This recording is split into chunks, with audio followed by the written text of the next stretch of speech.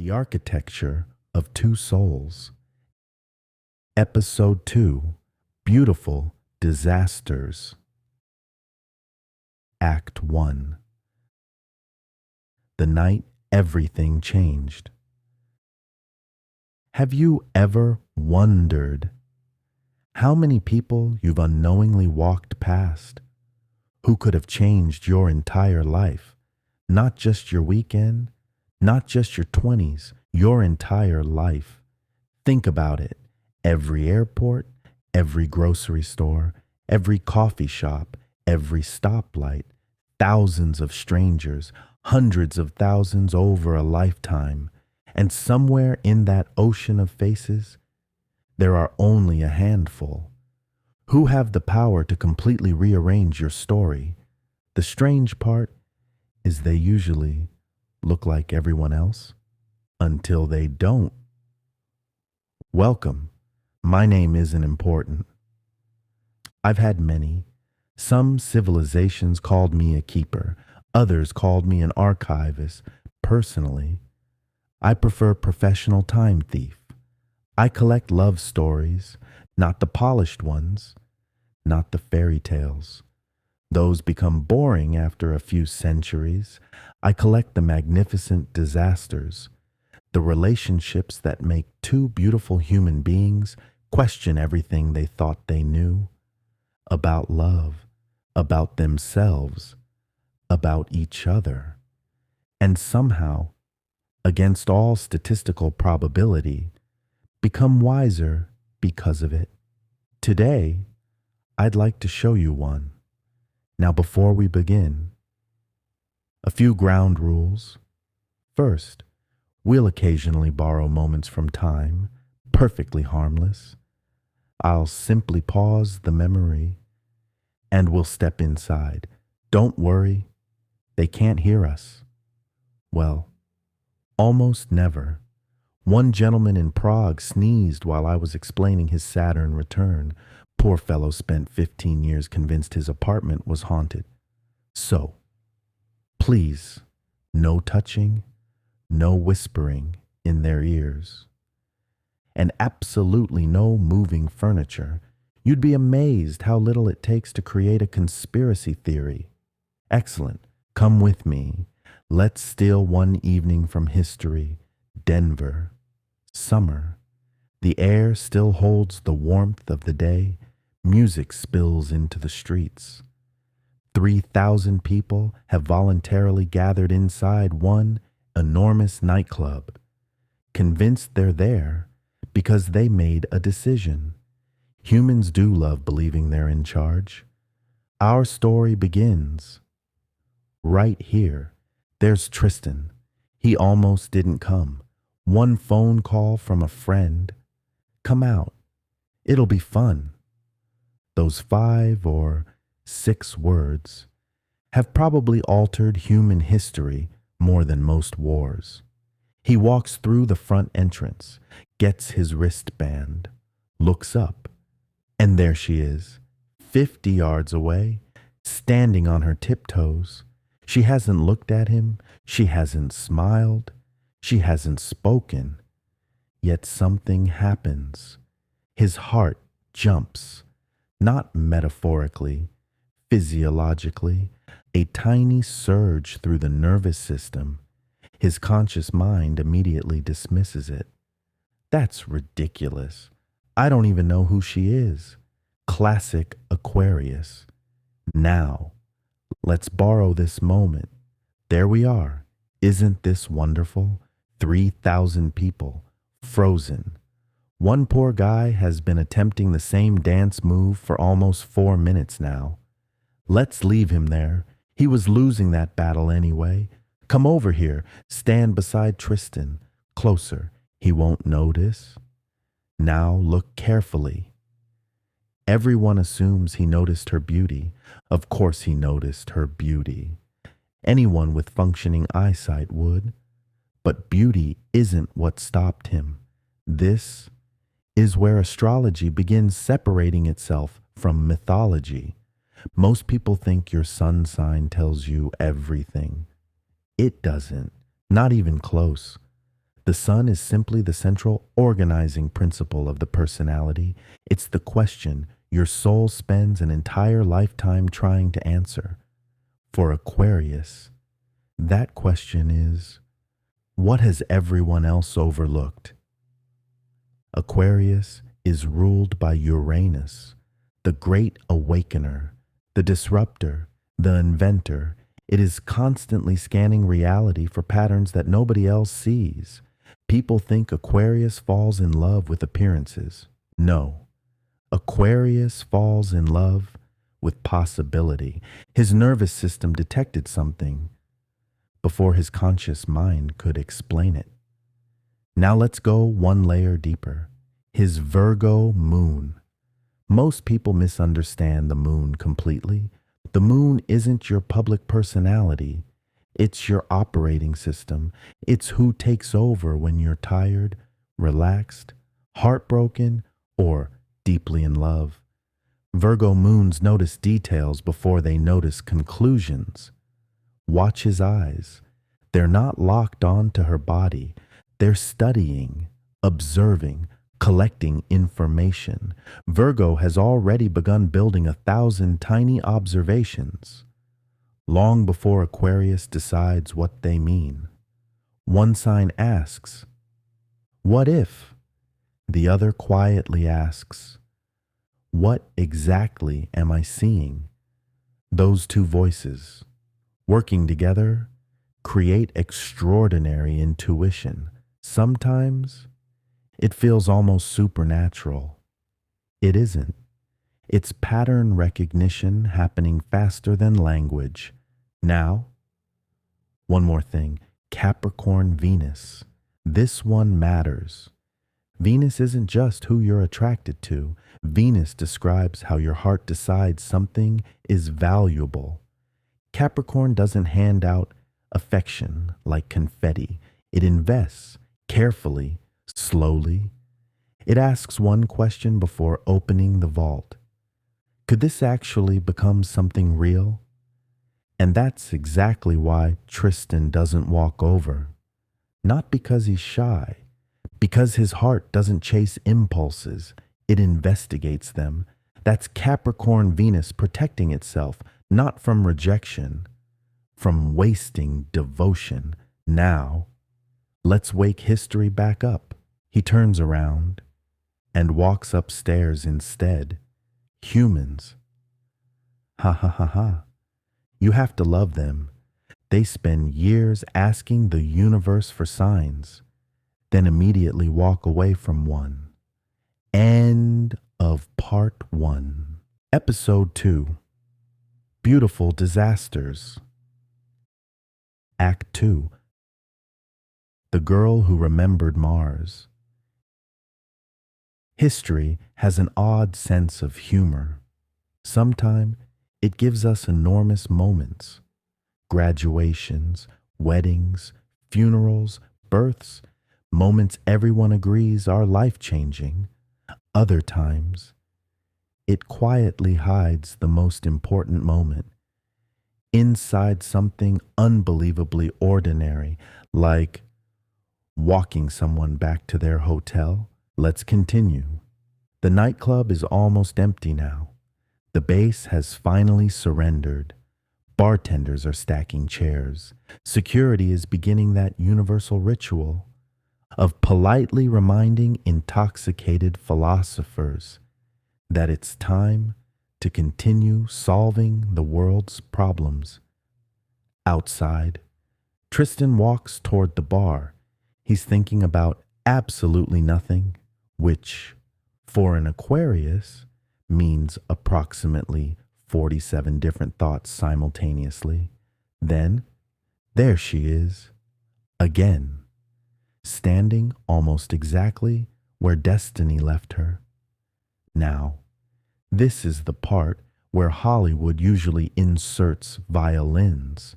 Real life is much stranger than that. There were no violins, just two people smiling.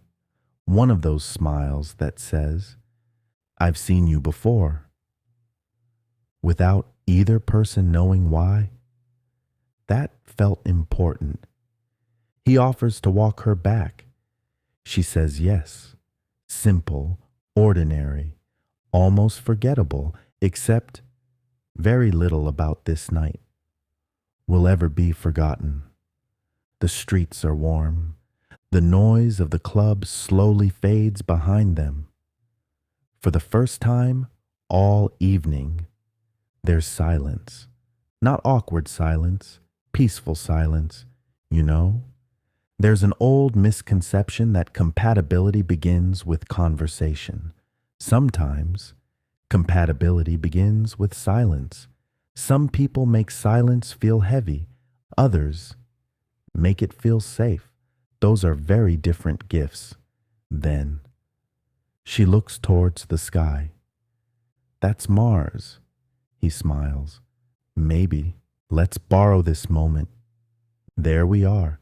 Come here. Stand beside Karina. Don't worry. She can't hear us. Although, if anyone ever could, it would probably be someone with this chart. She's surprisingly perceptive. Now, everyone listening thinks this moment is about astronomy. It isn't. It's about recognition.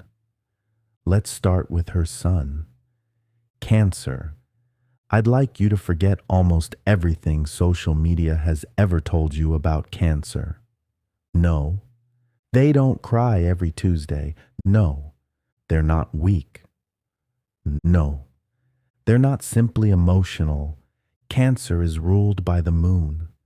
The moon governs memory, attachment, safety, home. It is the part of us that asks one question before every other question. Am I emotionally safe here? Everything else comes afterward. That means Cancer doesn't experience conversations the way Aquarius does. Cancer stores conversations like photographs, every word, every expression, every pause gets filed away, not because they're trying to, because that's simply how the moon works. Now, notice what just happened. She offered certainty. That's Mars. He answered, with possibility. Maybe. Cancer notices certainty. Aquarius notices possibility. Neither one was talking about the planet. They were revealing their operating systems. Now, let's go deeper, because this is where Karina's chart becomes fascinating. See that Capricorn moon? That's the part almost nobody would guess. Cancer says, I feel. Capricorn moon quietly says, feel later. Handle it first. Imagine growing up believing that competence keeps people safe. That responsibility is love. That if everything falls apart, someone has to remain standing. That's Capricorn moon. It's why she can appear incredibly composed even while carrying oceans inside. Most people never see the storm because Capricorn builds a dam, not to deceive anyone, to survive now. Add the Cancer sun back into the equation. Do you see the tension? One part of her wants to melt into connection. The other part refuses to become a burden. One whispers, please don't leave. The other says, I don't need anyone. They're both telling the truth, depending on the day. Now, let's make this even more interesting. Her ascendant, Libra. The ascendant isn't who you are. It's how strangers meet you. It's the front door of the personality. Libra rising introduces itself with grace, balance, charm, ease. People meet Libra rising long before they meet Cancer, which explains something Tristan couldn't possibly know. He's meeting the diplomat, not the little girl inside, who's still wondering if she'll be chosen. That part hasn't come out yet, and it won't until trust arrives. Now, let's keep peeling this onion. Mercury. How does she think? How does she communicate? Cancer. Mercury. Here's where memory becomes astonishing. Cancer. Mercury doesn't remember facts first. It remembers feelings. You might forget the conversation. She'll remember how the conversation felt. You might forget the restaurant. She'll remember the smell, the lighting, the song that was playing. And yes, she absolutely remembered one word. Maybe. Not because it corrected her, because it fascinated her. She never told him, not then. She wanted him to know she knew it was Mars. She wanted to. But she didn't. Why? Because Cancer Mercury often waits. It watches. It lets meaning ripen before speaking, which is exactly what happened. Now, watch Tristan. We'll borrow him too. Come over here. Stand beside him. Notice his expression. He's completely unaware. That one word just became a permanent memory inside someone else's heart. Aquarius rarely realizes which moments become unforgettable. Because Aquarius is busy living in tomorrow, Cancer quietly preserves today. Neither approach is better. Together, they're extraordinary. One becomes the explorer. The other becomes the historian. One discovers memories. The other keeps them alive. Let's wake them back up. He asks, "Can I give you a hug?" That's an unusual question. Most people would simply hug. But remember, Capricorn Venus, respect first, desire second. He isn't asking permission because he's uncertain. He's asking because consent is part of how he loves. She says yes, they embrace. He thinks, if she feels what I just felt, I'll see her again. Then he leaves, certain he probably never will. Humans. They always underestimate how patient destiny can be. End of Act 2. Episode 2, Beautiful Disasters. Act 3, The Crash Course. Have you ever noticed how quickly life changes? After someone leaves a toothbrush at your house, it's fascinating. 1 minute, you're deciding where to eat dinner. The next, you're negotiating cabinet space, discovering your significant other folds towels completely wrong, and learning that apparently there are people who squeeze toothpaste from the middle.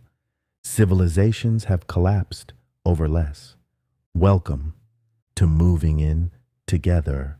Now, before we continue, I'd like to explain something. Humans have a funny habit. You think you know someone because you've seen them happy. You don't, you know someone when you've seen them stressed, grieving, hungry, sleep deprived, late for a flight, trying to assemble IKEA furniture. That's when the birth chart stops being interesting and starts becoming obvious. Let's continue. Months have passed. The magic never disappeared. It simply changed clothes. Now it's grocery shopping, laundry, road trips, working together, sharing calendars, sharing responsibilities, sharing bathrooms. May the gods have mercy. They're laughing more than they're fighting. But the fights are beginning, not because they love each other less, because they're finally close enough to accidentally step on one another's invisible bruises. Let's borrow this moment. There we are. Don't worry. time is frozen again. Honestly, I use this feature far more than I'm legally supposed to. Come over here. The argument has already started. Neither one of them knows what they're actually arguing about, which means they're officially in a relationship. Now, look at Tristan. He hears frustration immediately. His Virgo moon clocks in for work. Now, here's something almost nobody teaches correctly. Virgo is an earth sign. Earth signs solve reality, not emotions, reality. Virgo doesn't ask, how should I feel? Virgo asks, what needs repairing? It's ruled by Mercury, the planet of observation, analysis, patterns, organization. Virgo believes, if I understand the problem, I can reduce suffering, which is beautiful. Until suffering doesn't want to be reduced yet. Watch him. He's already building solutions, offering ideas, connecting dots, explaining intentions. He's trying to hand her a map while she's trying to show him the wound. Now, let's perform a cosmic X-ray. You've seen the behavior. Let's look underneath it. Notice his Aquarius sun. Aquarius always zooms out. Always. It climbs above the emotion, looking for the system. What caused this? What pattern keeps repeating? How do we stop it from happening again? It's future-oriented. It's trying to save tomorrow, but relationships don't always need tomorrow. Sometimes they desperately need today. That's where Virgo and Aquarius accidentally become engineers, standing inside a poetry reading.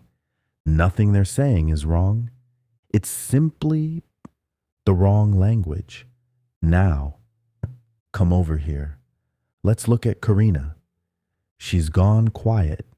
That silence, listen carefully. People misread that silence all the time. They think she's withdrawing. No, she's calculating safety. Cancer suns don't immediately ask, who's right? They ask, am I still emotionally safe? That's the moon speaking through the sun. Home, belonging, attachment, connection. But underneath, the Capricorn moon has quietly entered the room. Remember what I told you? Cancer wants to be held. Capricorn says, hold yourself together. Watch what happens. She starts carrying her emotions privately, not because she wants distance, because Capricorn moon has learned that composure is survival. And here's the tragedy. The calmer she looks, the more he assumes she's okay. Meanwhile, the louder he explains, the less emotionally safe she feels. Neither one is trying to hurt the other. They're simply speaking different nervous systems. Now let's look at something even deeper, their modalities. This is where astrology becomes architecture. Aquarius, fixed air, Cancer, cardinal water. Those words sound abstract. They're not. Fixed means I don't change direction easily. Cardinal means I'll move first. Air processes through ideas. Water processes through feelings.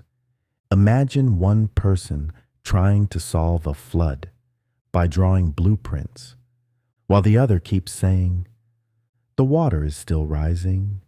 Neither one's lying. They're simply looking at different parts of reality. Now, let's wake them up again. She says, you don't hear me. He answers, I understand exactly what you're saying. Pause. Humans. This is one of my favorites because both of them are absolutely convinced. They're telling the truth. She means, you haven't felt what I'm feeling. He means, I completely understand your logic. Logic, feeling, different conversations. Same words, classic. Days later, everything's wonderful again. Road trip, music, windows down, singing songs neither of them actually knows. Travel becomes their medicine, and that's worth explaining. Let's borrow one more moment. Notice how happy they are. This isn't accidental. Aquarius thrives on novelty. New roads, new restaurants, new ideas, new landscapes. Movement feeds the soul. Now notice, Karina, Cancer loves memories. Travel isn't just seeing new places, it's manufacturing future nostalgia. Every little cafe, every beach, every wrong turn quietly becomes another emotional photograph she'll carry forever. Aquarius collects experiences. Cancer preserves them. That's why traveling together feels magical. They're both receiving exactly what their charts crave, for entirely different reasons. But life has an odd habit. It waits until you've built enough happiness before asking whether your foundation is real. And our two beautiful humans are about to receive their first real test, one that neither chart could avoid, one that would expose not who they pretended to be, but who they truly became. When love stopped feeling easy, we'll steal that memory next. End of Act 3. Episode 2, Beautiful Disasters. Act 4, The Weight of Saturn. There comes a moment in every relationship when the universe quietly asks, do you love this person? Or do you love how this person makes you feel? Those are not the same question. One belongs to romance, the other belongs to commitment. Most couples never notice the difference until life notices it for them. Time passes. The adventures continue. Road trips become memories. Airports become second homes. Hotels, coffee shops, shared playlists. Work, laughter. Life begins weaving two biographies together. And then something beautiful happens. Karina decides to find her biological father. She'd wanted to for years. She'd imagined it, avoided it, built stories around it, destroyed those stories, built new ones, hope and fear. Have always been remarkably talented dance partners. Let's borrow this moment. Come here. Stand beside her. No. A little closer. Look at her face. See that smile? It's real. Now look at her breathing. That's fear. Humans are extraordinary. They somehow manage to feel hope and terror at exactly the same time. Let's perform a cosmic X-ray. Cancer. Remember, Cancer isn't just family. Cancer is origin, roots, the invisible thread that answers one of the oldest human questions. Where do I come from? For a Cancer, family isn't merely a chapter. It's the paper the entire book is printed on. Now, let's go deeper. Capricorn moon. This moon doesn't ask for help easily. Why? Because somewhere, long before today, it quietly learned, if I expect less, I'll hurt less. Capricorn moons often prepare themselves for disappointment before life has even made a decision. Not because they're pessimists, because preparedness feels safer than hope. Hope can break your heart. Preparation feels like armor. Now, watch Tristan, Aquarius doesn't see impossible situations, it sees unsolved ones. He isn't thinking, what if she gets rejected? He's thinking, she deserves the truth. That's Uranus speaking, the planet that breaks old chains. Aquarius would rather face a painful truth than live inside a comfortable illusion. He gently encourages her, not because he knows the ending, because he knows uncertainty has become its own prison. Sometimes love isn't protecting someone from pain. Sometimes it's standing beside them while they walk directly toward it. She reaches out. The impossible begins happening. Doors open. Conversations begin. A father becomes real. Not perfect. Real. A piece of herself returns home. The archivist smiles. This is one of my favorite things humans do. You keep thinking love means rescuing each other. Sometimes love simply hands someone a flashlight before they walk into the cave themselves. But life has an odd sense of timing, almost cruel, sometimes, because just as one heart begins healing, another receives a wound neither of them could prepare for. His mother dies. Silence. Not movie silence, real silence. The kind that changes the sound of a house. The kind where even the refrigerator suddenly seems too loud. Grief has entered the room. Let's stop here. No jokes. Some memories deserve respect. Come with me. Stand beside Tristan. Notice something. He isn't crying. Not yet. Virgo moon often delays grief. There's work to do. Phone calls, arrangements, details, responsibilities. Virgo has an extraordinary ability to become useful while quietly breaking apart inside. People often mistake functionality for strength. They're different things. Sometimes functioning is simply grief wearing work clothes. Now, let's look at Karina. Cancer understands grief deeply. But here's where astrology becomes incredibly important. Many people assume if two people both feel pain, they'll naturally know how to comfort each other. No, the birth chart says otherwise. Cancer understands grief emotionally. Capricorn moon survives grief structurally. When emotions become overwhelming, Capricorn often retreats inward, trying to regain footing, trying to understand how to keep standing. It isn't absence of love. It's a survival strategy.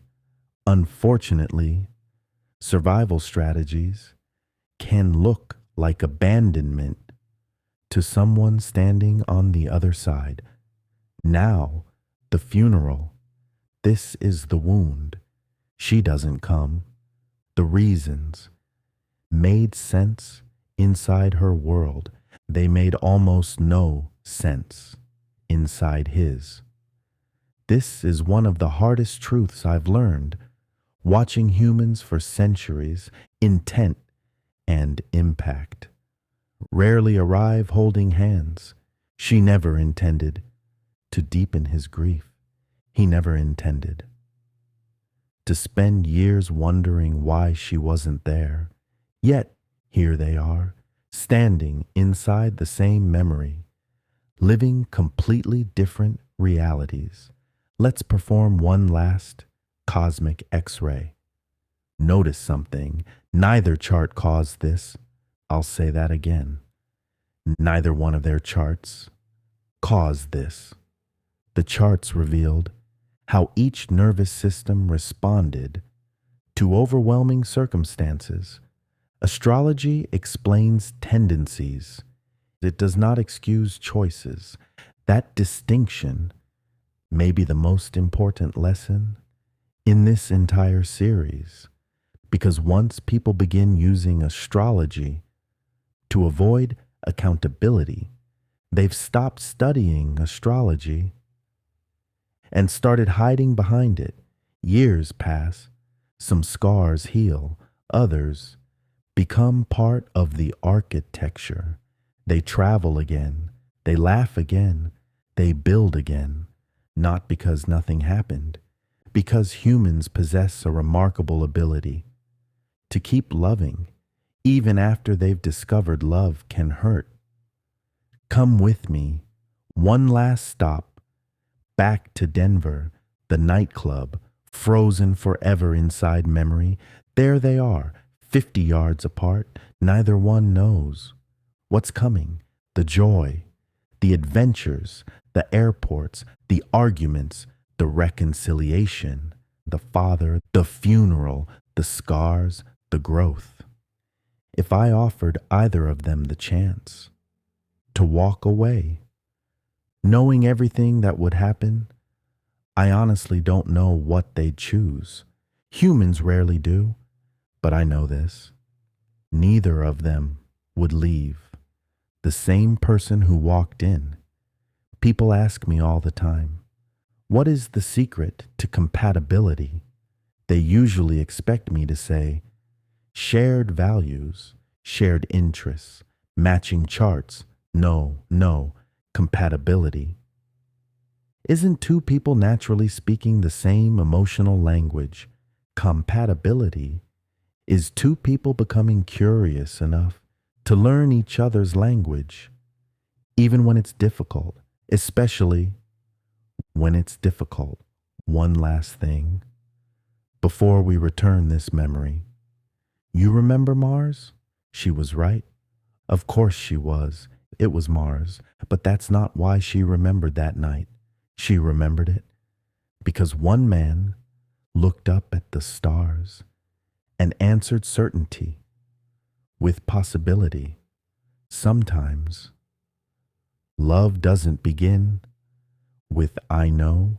Sometimes it begins with one beautifully inconvenient word, maybe, and maybe, just maybe.